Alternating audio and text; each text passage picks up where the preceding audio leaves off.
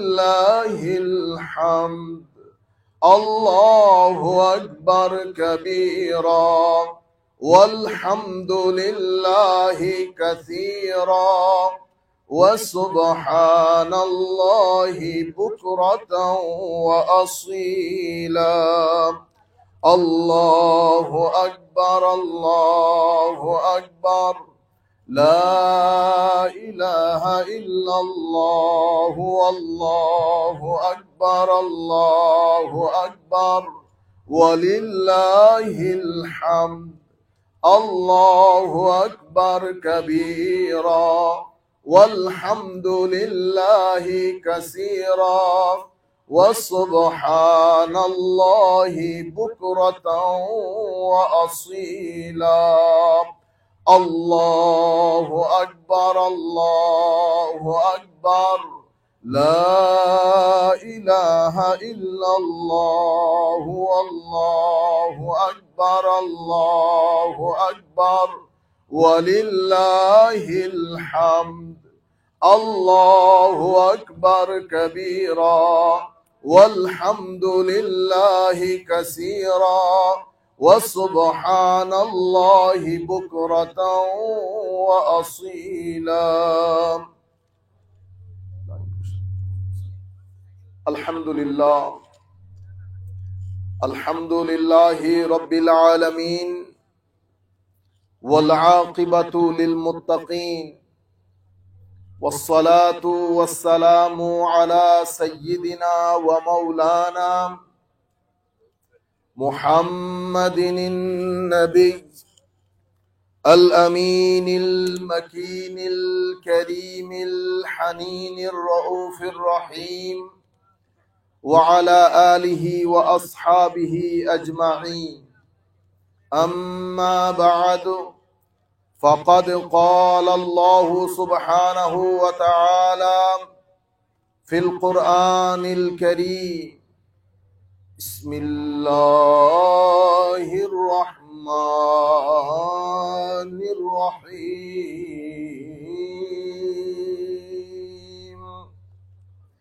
إن الله وملائكته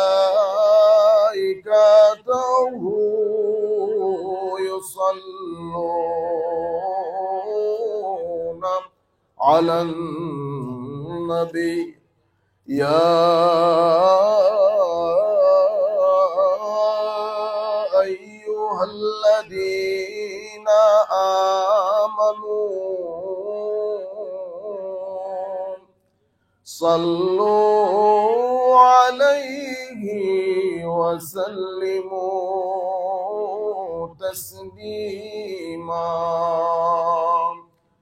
اللهم صل على سيدنا مولانا محمد وعلى آل سيدنا مولانا محمد. أكبادنا مجروحة من سيف هجر المصطفى.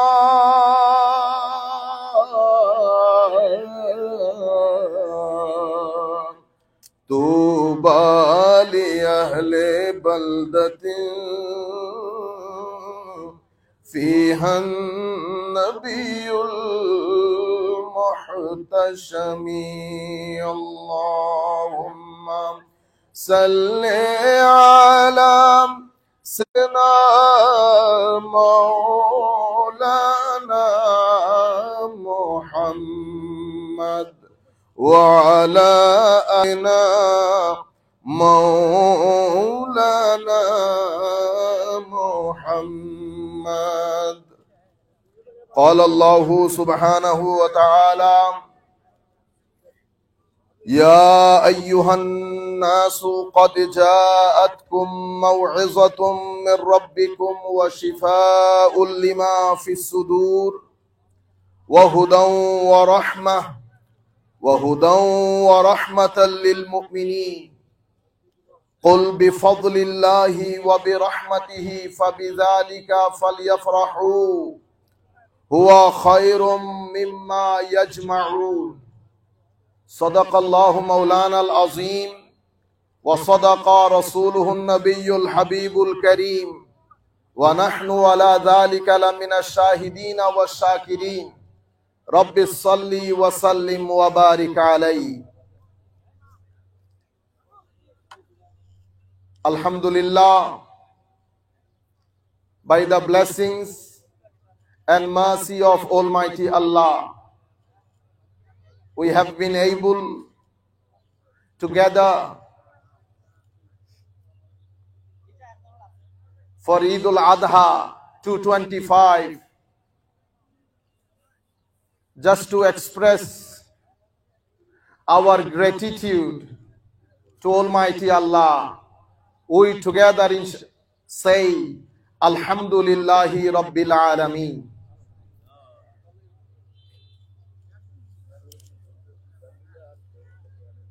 Salutations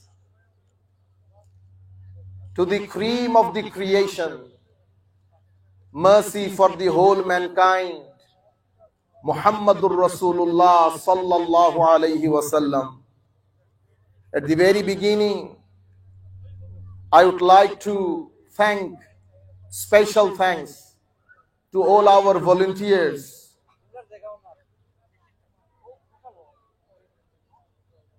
who helped us a lot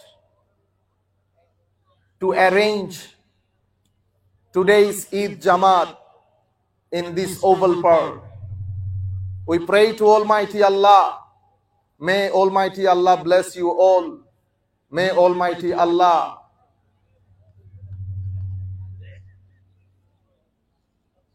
protect you. May Almighty Allah give you Jazakumullahu khairal jaza fid darain. My dear brothers and sisters, we are going to pray our Jamaat at exactly 8:30 inshallah. Before that, especially for the kids and youth, I have recited 2 verses from the Holy Quran. Before I translate these 2 verses, history behind this sacrificial festival, Eid al-Adha. We all parents should discuss this with our children, with our youth, so they may have a clear idea about the philosophy behind this Eid al-Adha or sacrificial festival. Allah subhanahu wa ta'ala said in the Quran, Ya ayyuhan nas, qad ja'atkum maw'izatun min rabbikum wa shifa'un lima fis sudur wa hudan wa rahmatan lil mu'minin. In this verse, Allah subhanahu wa ta'ala talked about the features, salient feature of the Holy Quran, the last and final message from Almighty Allah. This is the final revolution. My dear brothers, as we have mentioned so many times, I would like to request all my brothers and sisters, whoever listening to this speech from or throughout the world, I would like to request, if you have time, please spend some time to read this final and last testament, final and last message of Almighty Allah. If your language is English, you can read the translation in English.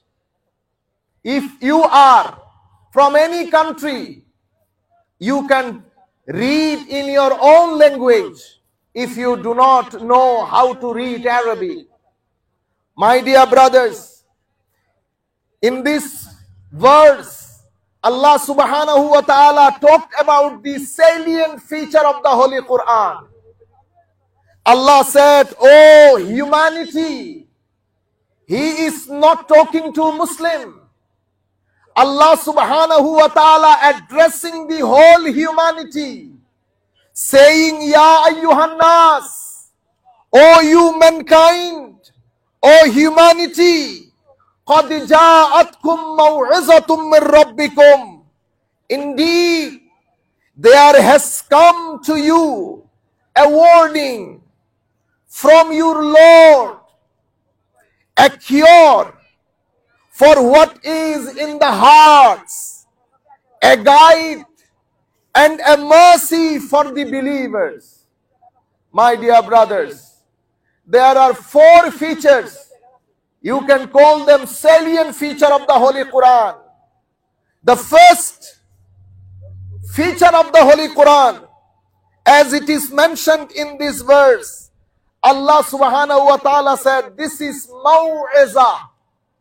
Maw'iza means this is an advice, suggestion that you are in need of in this world to lead your life. So this is a warning. This is a message. This is an advice. And this is a shifa. This is really, really important, especially in this modern era, modern age, when our youth is suffering from depression and different mental anxieties. Allah subhanahu wa ta'ala said that you have cured whatever you are suffering from, whatever you have in your heart, whatever problem you are facing.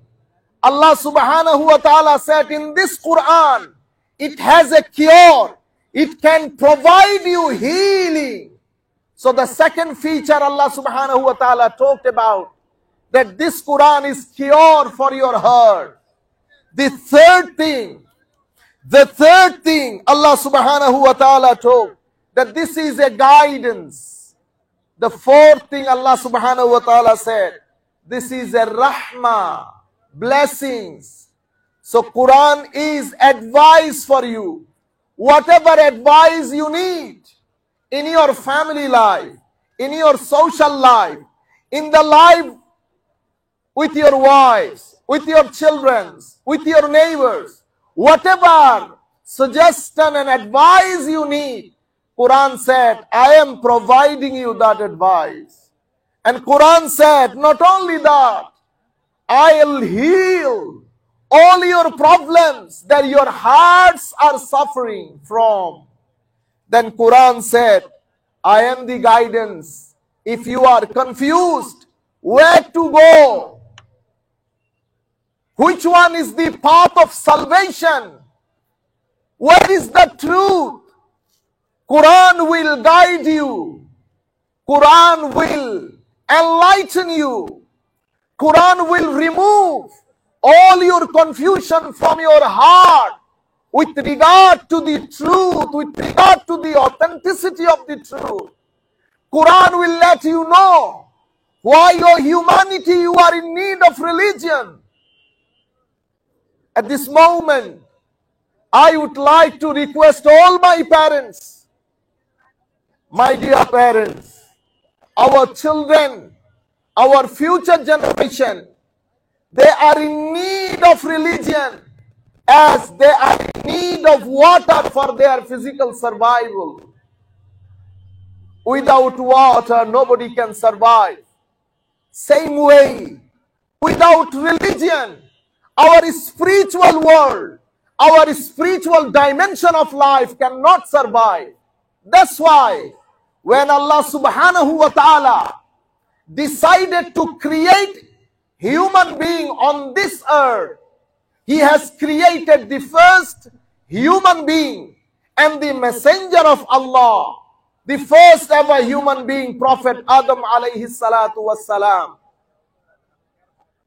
Before the creation of the human being, Allah subhanahu wa ta'ala prepared this whole universe, especially this world, for the survival of the human being. He has arranged foods, water, minerals, whatever we are in need for our survival. Allah subhanahu wa ta'ala arranged. This is a divine arrangement. Whatever you need, this earth is producing all foods, fruits and vegetation, whatever we need for our survival. My dear brothers, at the same time, not only food and fruit, because human being is combination of both. Human is physical being as well as a spiritual being. That's why Allah subhanahu wa ta'ala had arranged our spiritual food as well for our spiritual survival. Because if there is no balance, if we are failed to balance between the spiritual dimension of our life as well as physical dimension of our life, then so many problems will be arising. So many problems we will have to face as we are facing right now. That's why Allah subhanahu wa ta'ala sends so many prophets and messengers for the guidance of the mankind. Then Allah subhanahu wa ta'ala said, وَلَكُمْ فِي الْأَرْضِ مُسْتَقَرٌّ وَمَتَاعٌ إِلَى حِينٍ. Then Allah subhanahu wa ta'ala said, فَإِمَّا يَأْتِيَنَّكُمْ مِنِّي هُدًى فَمَنْ تَبِعَ هُدَايَ فَلَا خَوْفٌ عَلَيْهِمْ وَلَا هُمْ يَحْزَنُونَ. If you want to have a life where there will be no depression and mental anxiety, Allah subhanahu wa ta'ala said, you must have to connect it to the prophets. You must have to connect it to the divine messages. This is the only way to protect yourself from mental anxieties, and there's no other way, my dear brothers. Allah subhanahu wa ta'ala, our brother is coming. I would like to request all my brothers, please come quickly. Inshallah, in 1 to 2 minutes, we will stand up for our prayer. On behalf of our Musalli, Pray and North Bronx Islamic Center, I would like to thank the respective authority who has allowed us to pray, to offer our Eid Jamaat in this Oval Park.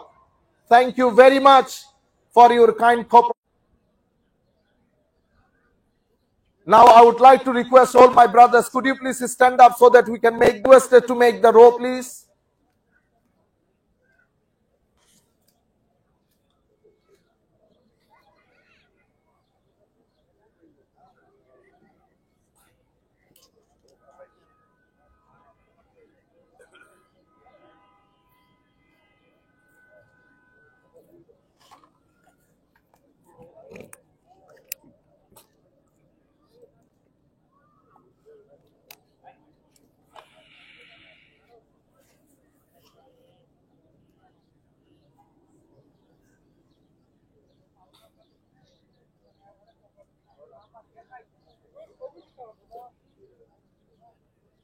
My dear brothers and sisters, we are going to pray this Eid Jamaat as we pray it in Eid al-Fitr with 6 takbir.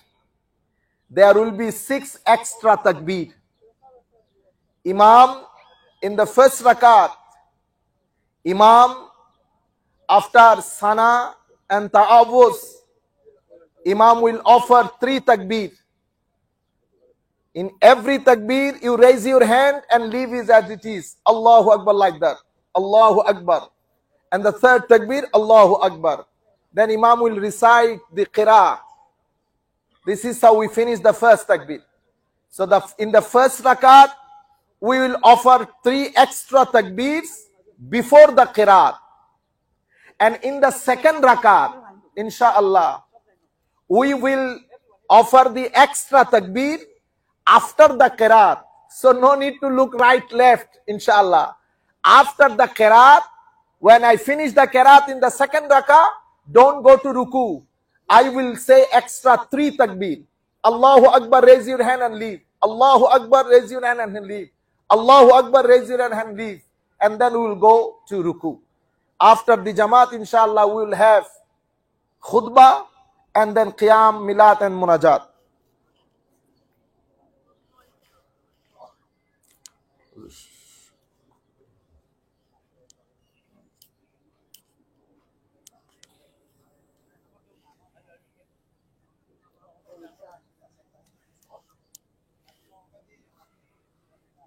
MashaAllah.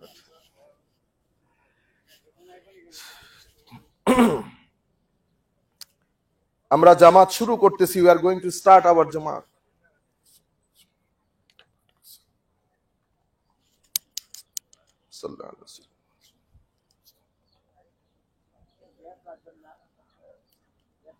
Please do not leave any gap between two musallis.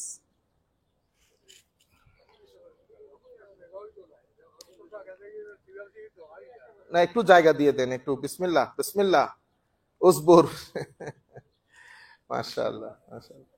আপনারা জওয়ানদের সাথে দাঁড়ান, মুরব্বিয়ানে কেরামকে ডিস্টার্ব করিয়েন না, জওয়ানদের সাথে দাঁড়ান।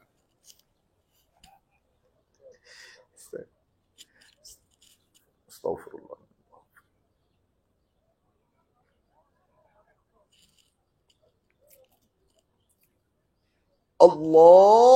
আল্লাহু আকবার।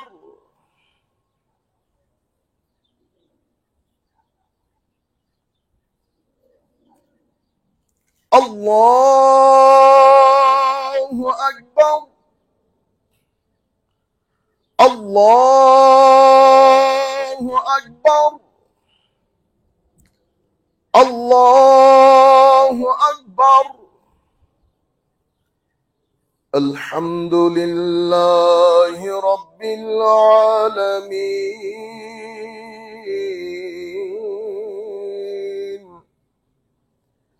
الرحمن الرحيم مالك يوم الدين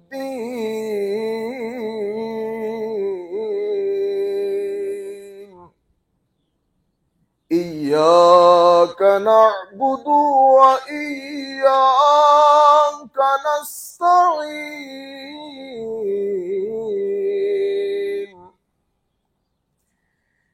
اهدنا الصراط المستقيم صراط الذين أنعمت عليهم غير المغضوب عليهم ولا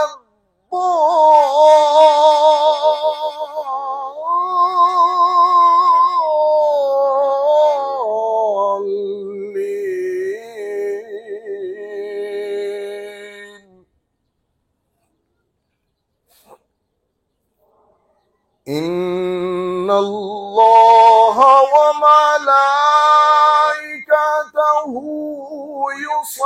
يصلون على النبي يا أيها الذين آمنوا صلوا عليه وسلموا تسليما إن الذين يؤذون الله ورسوله لعنهم الله في الدنيا والآخرة وأعد لهم عذابا مهينا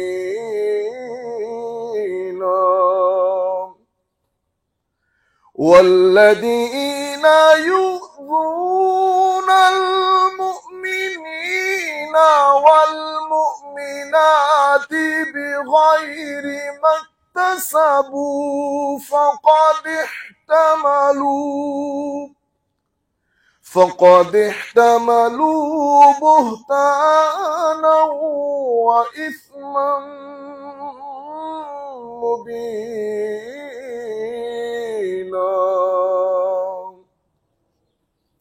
الله أكبر.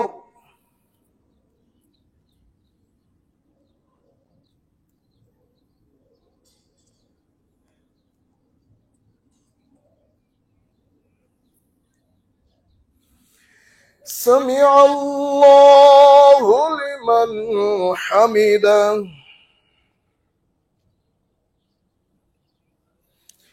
الله أكبر.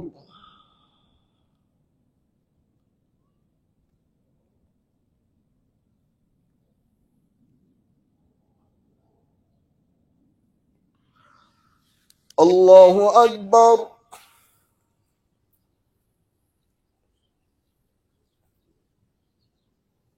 الله أكبر.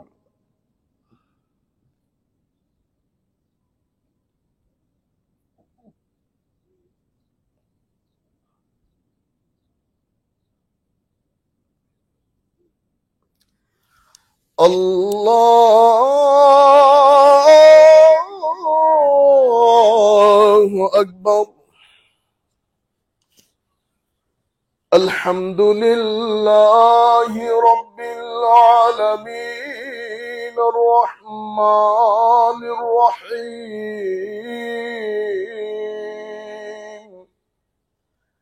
مالك يوم الدين. إياك نعبد وإياك نستعين.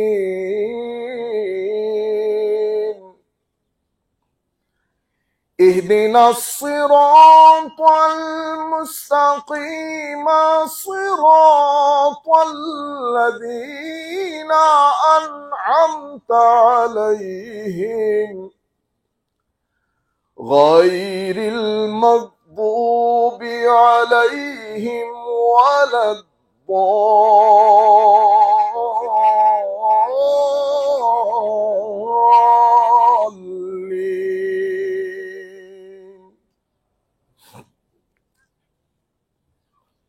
هو الله الذي لا إله إلا هو عالم الغيب والشهادة هو الرحمن الرحيم.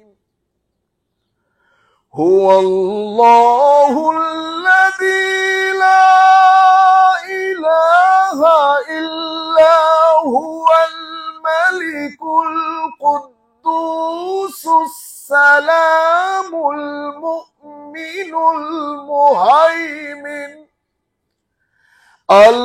المهيمن العزيز الجبار المتكبر. سبحان الله عما يشركون.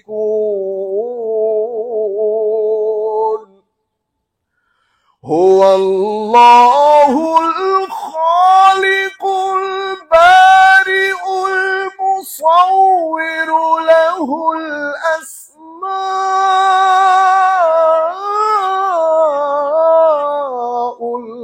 الحسنى يسبح له ما في السماوات والأرض وهو العزيز الحكيم.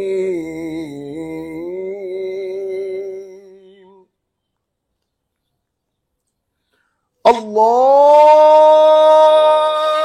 أكبر. الله أكبر. الله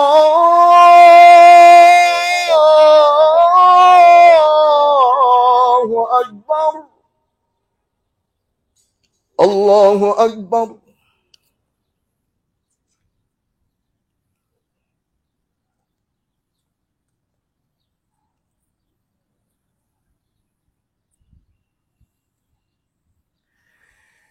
سمع الله لمن حمده.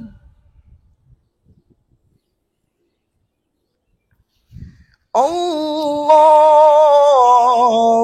أكبر.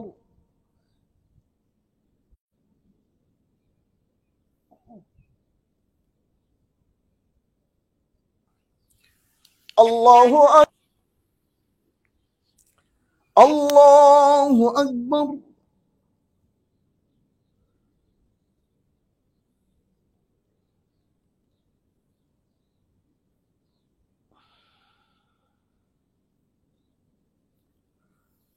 الله أكبر.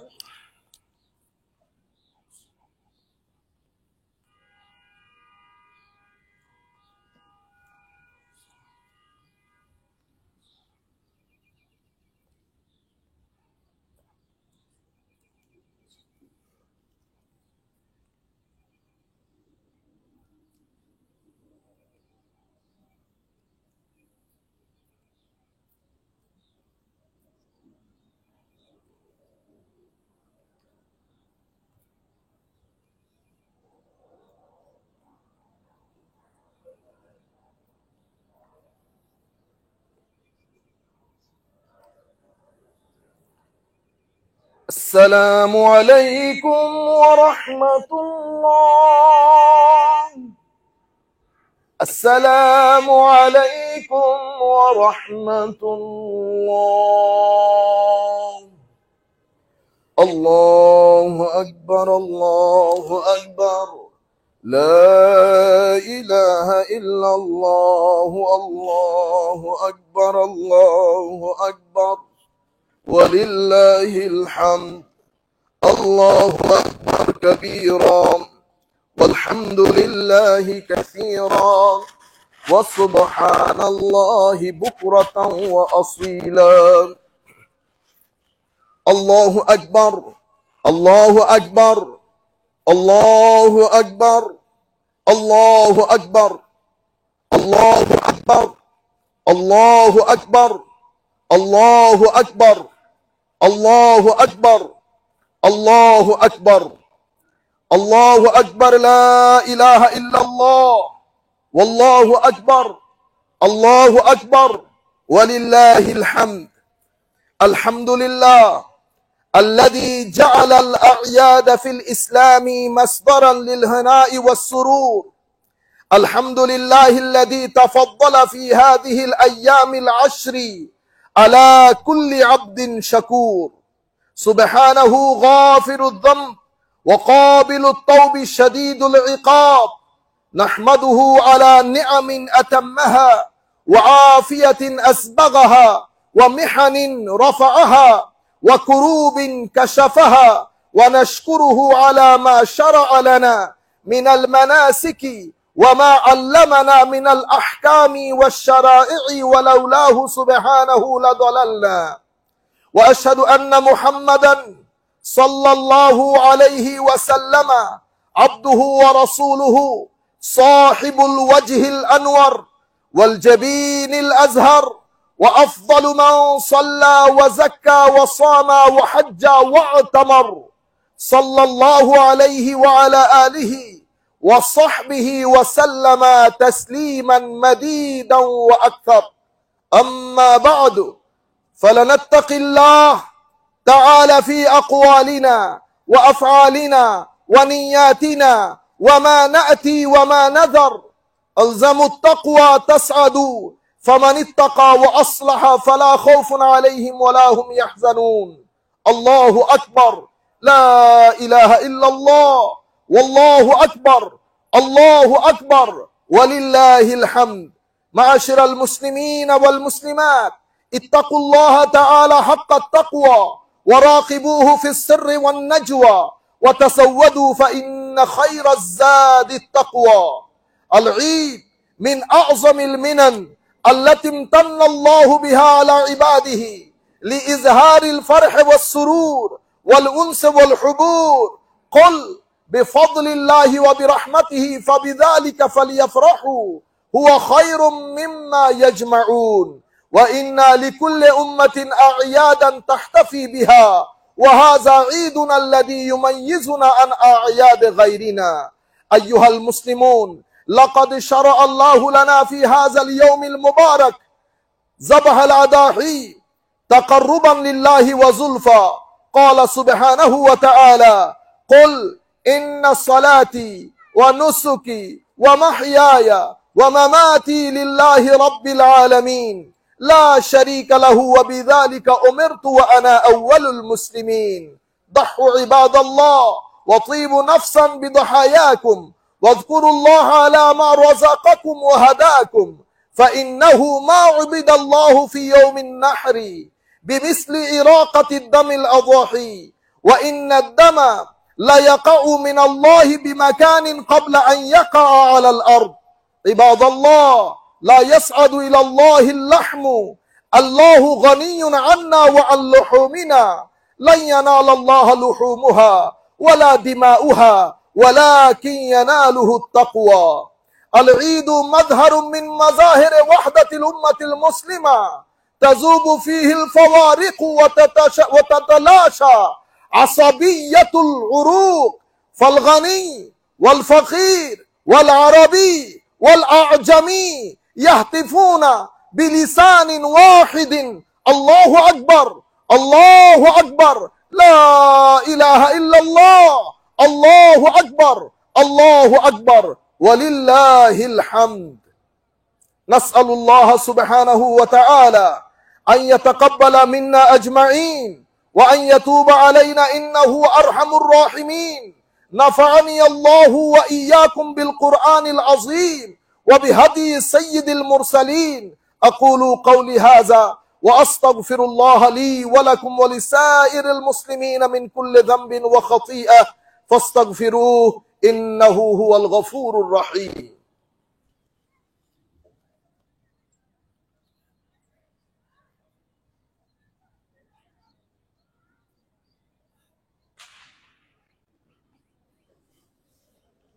الله أكبر، الله أكبر، الله أكبر، الله أكبر، الله أكبر، الله أكبر، الله أكبر، الله أكبر، الله أكبر، لا إله إلا الله والله أكبر، الله أكبر ولله الحمد. الله أكبر كبيرا والحمد لله كثيرا وسبحان الله بكرة وأصيلا. عم الوجود بفضله ووسع الخلق برحمته، وأشهد أن لا إله إلا الله وحده لا شريك له، وأشهد أن سيدنا ونبينا محمدا عبد الله ورسوله. اللهم صل وسلم على سيدنا ونبينا محمد وعلى آله وصحبه الطيبين الطاهرين وعلى من تبعهم بإحسان إلى يوم الدين. عباد الله، فإني أوصيكم نفسي بتقوى الله العلي العظيم فاتقوه، واعلموا أمركم بأمر عظيم، أمركم بالصلاة والسلام على نبيه الكريم، فقال: إن الله وملائكته يصلون على النبي يا أيها الذين آمنوا صلوا عليه وسلموا تسليما.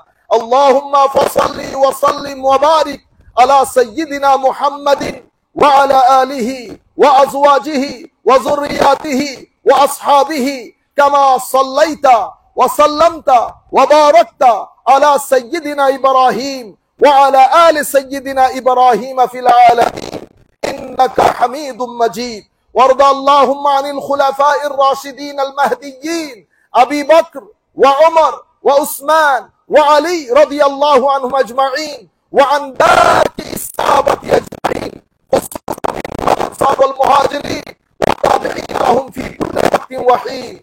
أيها المسلمون، تقبل الله طاعتكم وصالح أعمالكم وصيامكم وصدقاتكم ودعاءكم وضحاياكم، وضاعف حسناتكم، وجعل عيدكم مباركة وأيامكم أيام السعادة وهناء وفضل وإحسان. وأعاد الله علينا وعلى المسلمين من بركات هذا العيد، واجعلنا في القيامة من الآمنين السالمين، وحشرنا تحت لواء سيد المرسلين صلوات الله وسلامه عليه. فاللهم آت نفوسنا تقواها وزكاها، أنت خير من زكاها. اللهم إنا نعوذ بك من الجبن والبخل، ونعوذ بك من علم لا ينفع، ومن نفوس لا تشبع، ومن قلوب لا تخشى، ومن دعوات لا يستجاب لها. اللهم إنا نسألك الهدى.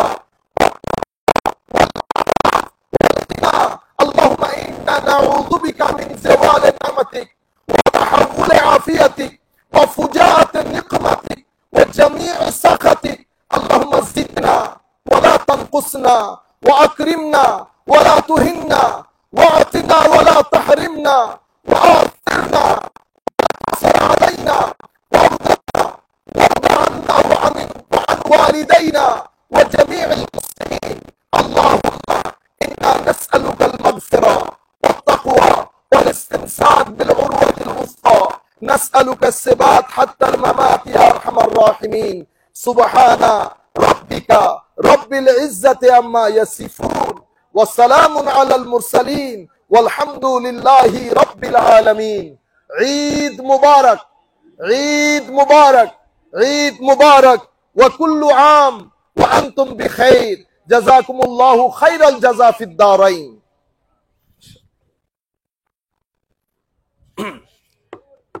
আমরা প্রাথমিকভাবে মোনাজাত করে কিয়াম মিলাদ করব। যারা থাকবেন থাকবেন। আমি ربنا ظلمنا أنفسنا وإن لم تغفر لنا وترحمنا لنكونن من الخاسرين. ربنا آتنا في الدنيا حسنة وفي الآخرة حسنة وقنا عذاب النار وادخلنا الجنة مع الأبرار يا عزيز يا غفار يا أرحم الراحمين. اللهم يا رب، اللهم يا رب، اللهم يا رب، نور قلوبنا بنور الإيمان ونور محبتك محبة حبيبك صلى الله عليه وسلم. اللهم أمتنا وأنت راض عنا، ولا تمتنا وأنت غضبان. ربنا وآتنا ما وعدتنا على رسلك، ولا تخزنا يوم القيامة إنك لا تخلف الميعاد. وصلى الله تعالى على خير خلقه محمد وعلى آله وأصحابه أجمعين. واجعل آخر كلامنا من الدنيا عند سكرة الموت شهادة أن لا إله إلا الله محمد رسول الله صلى الله عليه وسلم. সবাই দাঁড়িয়ে যান, একটু কিয়াম করব। ইয়া নবী সালাম আলাইকা, ইয়া রাসূল সালাম আলাইকা, ইয়া হাবিব সালাম আলাইকা,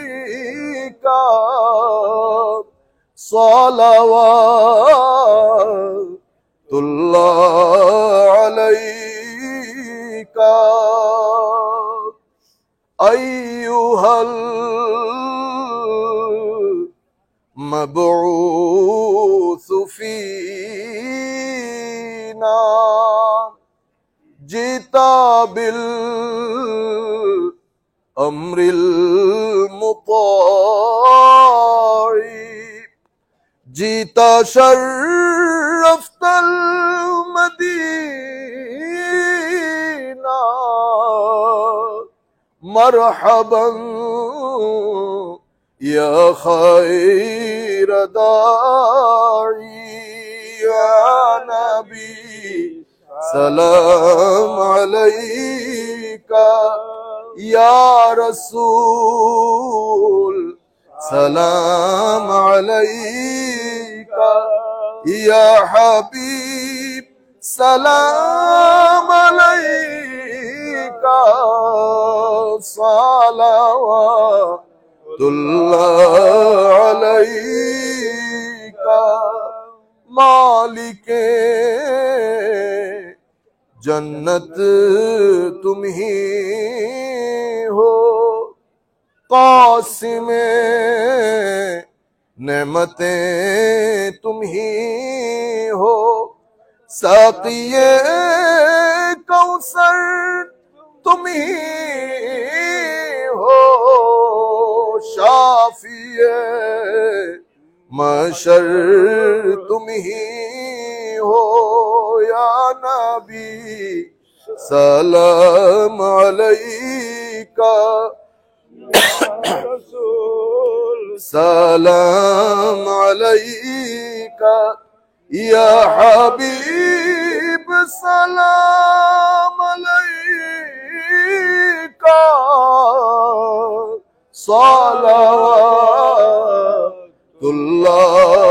अलैका। সাধ্যনাই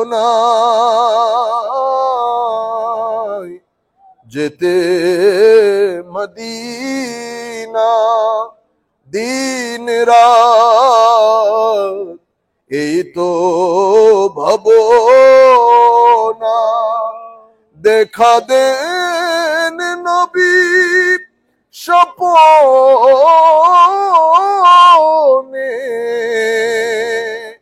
এই আরো আপনার চরণে, ইয়া নবী সালাম আলাইকা, ইয়া রাসূল সালাম আলাইকা, ইয়া হাবিব সালাম আলাইকা, সালাওয়াতুল্লাহ আলাইকা।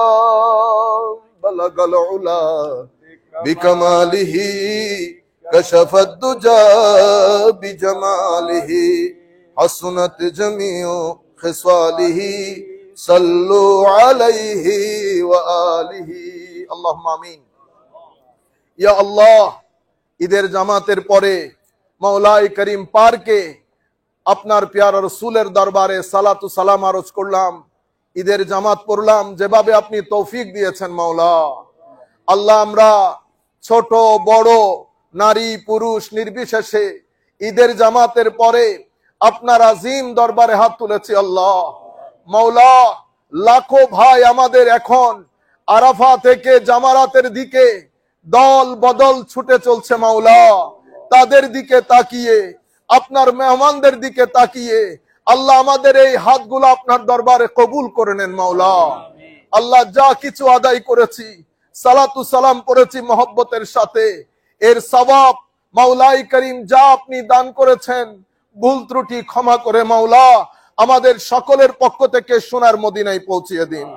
আদম আলাইহিস ইসলাম থেকে ঈসা আলাইহিস ইসলাম পর্যন্ত সমস্ত আম্বিয়া মুরসালিন, সাহাবায়ে কেরাম, আলে বাইতে রাসূল, উশাকে রাসূল, আহবাবে রাসূল, আনসারে রাসূল, মুহাজিরে রাসূল সাল্লাল্লাহু আলাইহি ওয়াসাল্লাম, তাবেঈন, আতবাউত তাবেঈন, আইম্মা মুজতাহিদিন, আউলিয়া সালেহিন, মাশায়েখে সালাসিল তরিকত, আইম্মায়ে মাযাহিব আরবাআ, আইম্মাতুত তাফাসির, আইম্মাতুল কুরআন, আইম্মাতুল হাদিস, আইম্মাতুল ফিকহ, আইম্মাতুত তাসাউফ, জামিঈ আইম্মাতুল মুসলিমিন, যারা যেখানে শায়িত আছে প্রত্যেকের নামে নামে আমাদের এই সওয়াবটুকু পৌঁছিয়ে দেন। বাংলার জমিনে যেই সমস্ত ওলি, বুজরগ, আলেম, কামেল, তলাবাই দ্বীন, জাকিরিন, সালেহিন, বিশেষ করে হযরতে শাহজালাল ইয়ামানি রাদিয়াল্লাহু আনহু সহ উনার যেই সমস্ত সঙ্গী সাথী গিয়ে আমাদের বাপদাদাদেরকে মুসলমান বানিয়েছেন, প্রত্যেকের নামে নামে আমাদের এই সওয়াবটুকু পৌঁছিয়ে দেন আল্লাহ। আজকের এই মুহূর্তে আমাদের অসংখ্য আত্মীয় স্বজন, আমাদের মা বাবা, ভাই বন্ধু, উস্তাদ পীর মুর্শিদ, আসাতেজা, আল্লাহ, এক সময় যাদের টেলিফোনের অপেক্ষা করতাম, যারা আমাদের টেলিফোনের অপেক্ষা করত, মাওলাই করিম সবাই আল্লাহ অন্য দুনিয়ার মধ্যে আশ্রয় নিয়েছে। জানি না কে কোন অবস্থার মধ্যে আছে। আমাদের সমস্ত মা বাবা, পাড়া প্রতিবেশী, আত্মীয় স্বজন, সবার নামে নামে আমাদের এই সবটুকু পৌঁছিয়ে দেন মাওলা। তাদের কবরকে জান্নাতের বাগান বানিয়ে ফেলেন আল্লাহ। তাদের কবরকে জান্নাতের বাগান করে দেন আল্লাহ। মাওলাই করিম, আমরা যারা আপনার দরবারে হাত উঠিয়েছি আল্লাহ, আমাদের মা বাবা, ভাই বন্ধু, উস্তাদ পীর মুর্শিদ, আসাতেজা যারা বেঁচে আছে আল্লাহ, সকলের জানা অজানা গুনাহগুলো আপনি ক্ষমা করে দেন। গুনাহ করেছি মাওলা, ক্ষমা করে দেন আল্লাহ। আরাফার দিবস চলে গেছে মাওলা, সমস্ত হুজ্জাজে কেরামকে আপনি নিশ্চয়ই ক্ষমা করে দিয়েছেন আল্লাহ। আপনার পেয়ারা রাসূল বলেছে সবচেয়ে বেশি সংখ্যক মানুষ জাহান্নাম থেকে নাজাত পায় আরাফার দিবসে আল্লাহ। আমাদের তো আরাফার দিবস জুটে নাই, কিন্তু আরাফার সঙ্গী সাথীদের মতো আমরা চুল দাড়ি কাটি নাই মাওলা, রোজা রেখেছি, নামাজ দোয়া পড়েছি, তাদের তাকবীরের সাথে তাকবীর মিলিয়ে প্রত্যেক নামাজের পরে পথে ঘাটে আপনার বরত্বের বর্ণনা দিচ্ছি আল্লাহ। আপনি আমাদেরকে বঞ্চিত করিয়েন না, ক্ষমা করে দেন মাওলা। ক্ষমা করে দিলে আপনার কিছু যায় আসবে না আল্লাহ, ক্ষমা করে দেন আমাদেরকে। আমাদের ঘরের মধ্যে শান্তি দান করেন, আমাদের পরিবার প্রতিবেশী, আমাদের ভবিষ্যৎ প্রজন্ম প্রত্যেকের অন্তরে আপনার ভয়, আপনার পেয়ারা রাসূলের ইশক মহব্বত দান করেন। আমাদের মহিলাদেরকে হেফাজত করেন, ক্ষমা করেন। হযরত আয়েশা সিদ্দিকা রাদিয়াল্লাহু তাআলা আনহার ফিউজাত দান করেন, ফাতেমাতুজ জাহরা রাদিয়াল্লাহু তাআলা আনহার ফিউজাত দান করেন। তাদের মাধ্যমে আমাদের ঘরগুলোকে আবাদ করেন। আমাদের মধ্যে যারা অসুস্থ শিফায়ে আজেলা কামেলা কুল্লিয়া দান করেন। মাওলাই করিম, যারা যেভাবে ঋণগ্রস্ত আছে, বিপদগ্রস্ত আছে, প্রত্যেকে আপনি আপনার হেফাজতের চাদরে, রহমতের চাদরে আবৃত করে নেন। আমাদেরকে হঠাৎ মৃত্যু, গুলিছুরির মৃত্যু থেকে হেফাজত করেন, ইজ্জতের জিন্দেগি নসিব করেন, ঈমানের উপর মৃত্যু দান করেন, কবরে হাসরে আপনার পেয়ারা রাসূলের সাহারা দান করেন। যেদিন যাব লাখ মানুষ আমাদের জানাজায় দাঁড়িয়ে যেন আমাদের সাক্ষী দেয় আমরা ভালো মানুষ। মাওলাই করিম, জানি না এই আওয়াজ কখন পৃথিবী থেকে উঠে যায় মাওলা, যখনই যাবে যেন ইজ্জতের সাথে হয়, ঈমানের সাথে হয় মাওলা। আমাদের প্রত্যেকের উপর দয়া করেন, আমাদের ছেলে সন্তান, আমাদের আওলাদদের উপর দয়া করেন। কিয়ামত পর্যন্ত আমাদের নসলের মধ্যে কোন গুস্তাখ রাসূল যেন পয়দা না হয়, কোন আপনার অস্বীকারী যেন পয়দা না হয়। মাওলাই করিম, জমিনে মুমিনের সংখ্যা যতই কম হোক, আমাদের নসল যেন বাদ না পড়ে মাওলা। ওয়াসাল্লাল্লাহু তাআলা আলা, আমার যে সমস্ত ভাইয়েরা এই জামাত এখানে সংগঠন করার জন্য মাওলাই করিম সকাল থেকে কাজ করছেন, রাতে কাজ করেছেন, আল্লাহ আপনার দরবারে বিনয়ের সাথে আরজ করছি প্রত্যেককে আপনি জাযায়ে খায়ের দান করেন, আহসানুল জাযা দান করেন, নিআমুল বদল দান করেন মাওলা। ওয়াসাল্লাল্লাহু তাআলা আলা খায়রি খালকিহি মুহাম্মাদি ওয়া আলা আলিহি ওয়া আসহাবিহি আজমাইন برحمتك يا ارحم الراحمين بحق لا اله الا الله محمد رسول الله صلى الله عليه وسلم. एक मुबारक اغفر الله لنا ولكم ما شاء الله ما شاء الله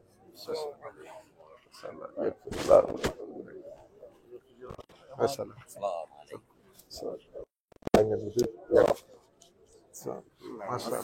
ভালো আছে।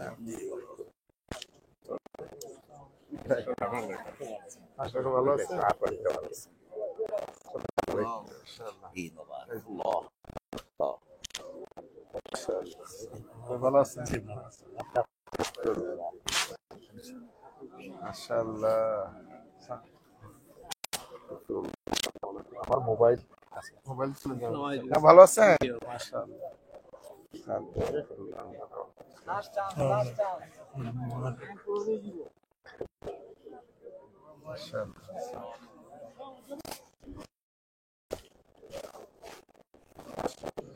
ভালো আছে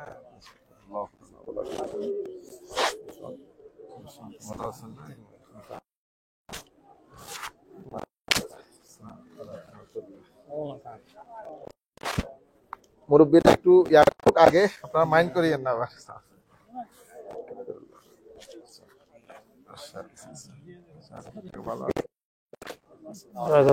ভালো আছেন মাশাআল্লাহ।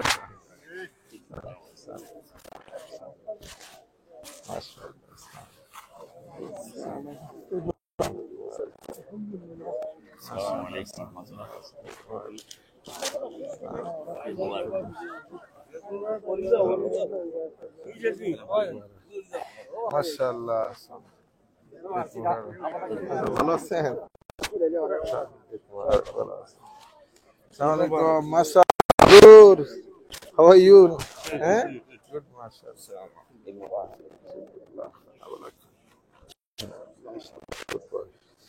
আসসালামু আলাইকুম। ভালো আছেন? আফসা মাশাআল্লাহ। ভালো আছো তুমি? জি। ক্লাস চলতেছে বোধহয় না? জি। মাশাআল্লাহ। ভালো আছেন? এক মোবারক। মাশাআল্লাহ। আসসালামু আলাইকুম। ভালো আছেন? ভালো আছেন? সবাই কই? ভালো আছি।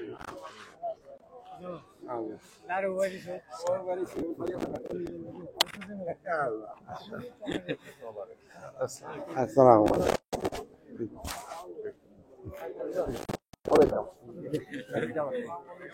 কাজে যাবেন আজকে?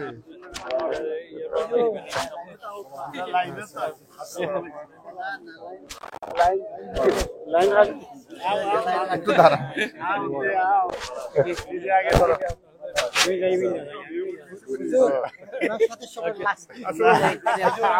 ভালো আছেন? ভালো আছেন কাকা? হুজুর আসেন। ভালো আছেন?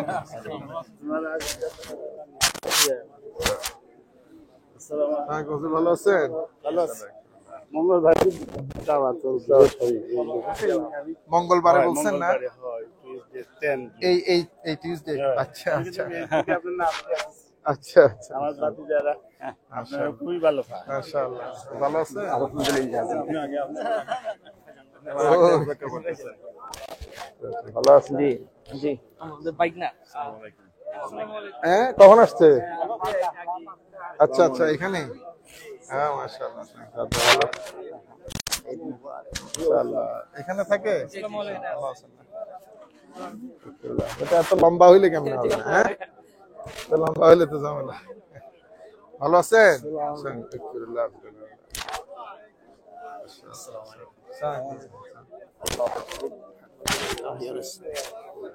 ভালো আছেন না? ভালো আছে? আছি আলহামদুলিল্লাহ। আসসালামু আলাইকুম ওয়া রাহমাতুল্লাহি ওয়া বারাকাতুহু। মাশাআল্লাহ শোয়েব, you look gorgeous, মাশাআল্লাহ. Very good boy. আশরাফুল্লাহু লানা ওয়া লাকুম। মাশাআল্লাহ। আসসালামু আলাইকুম। ভালো আছেন? আসসালামু আলাইকুম। ওয়ালাইকুম ভালো আছেন? জি আলহামদুলিল্লাহ ইমাম সাহেব। আপনি অনেক শুনি ভালো লাগছে। ইচ্ছা হইল আপনার সাথে। মাশাআল্লাহ। So, how are you? It's Mubarak. Mubarak. It's Mubarak, baba. আসসালামু ভালো আছেন? ভালো। না আব্বার খবর তো জানলাম না। জি? আপনার আব্বার খবর বলতে। তাই আসেন না। আমি জানি না অবশ্য। রং নাম্বার আমার। আব্বা তো দেশে, আমার আব্বা বাইরে না। বিদেশে থাকে। না, দেশে তো আমি জানি। আচ্ছা আচ্ছা। আমার প্রায়